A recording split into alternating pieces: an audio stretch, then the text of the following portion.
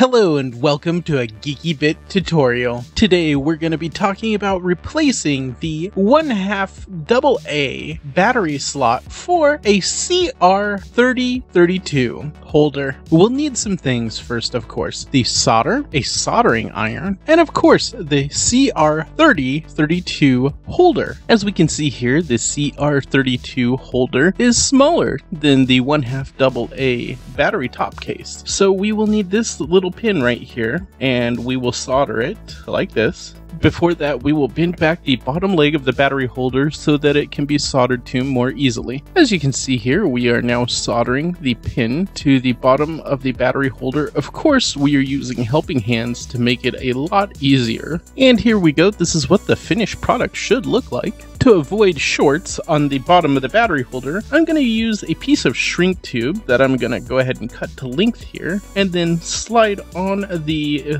leg that we've added to our battery holder like this right here. As you can see, it covers everything up underneath, and then we should be able to use that so that we can attach the battery holder more easily without having any shorts. Of course, this Macintosh LC2 motherboard is where I plan on putting our battery holder replacement, and this right here is where it goes. So right here I'm using some solder wick and a soldering iron to remove the previous holders for the old battery. Now that we're done, we're attaching the other battery holder. As you can see here, one leg is just a teeny little leg, and then the other one is the long leg that will stick out. We will cut that off once we are done soldering it here.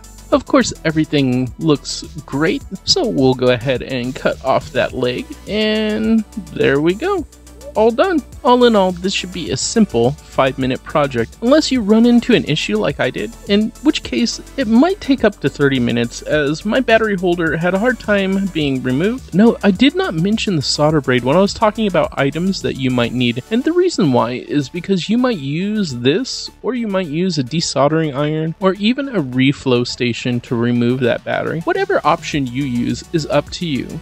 The reason I went with solder wick is to show you even the simplest and easy tool can be used to remove the old battery holder. Keep in mind, sometimes the legs are flayed so that they hold the battery holder in place for when it was originally soldered. You can easily remove that by bending them back in place after you use the solder wick to remove all the solder. As you can see here, this is what it looks like all back in place. That battery holder looks like it came from the factory. It looks amazing, and it was so easy to do, but I understand not everybody is comfortable with solder, so take a look at this right here. As you can see, here are some 1/2 A batteries, and then there are these little teeny PCBs. They are actually designed to go in place of a 1/2 A battery. They have a CR3032 that go inside of them, and then you slot them in, kind of like this right here. There will be a link in the description as to where to buy those as well. I hope you enjoyed this video as much as I did making it, and if so, feel free to click that like button, and if you aren't subscribed so already, feel free to do so as well. And if you'd like to get notifications of when I do new videos,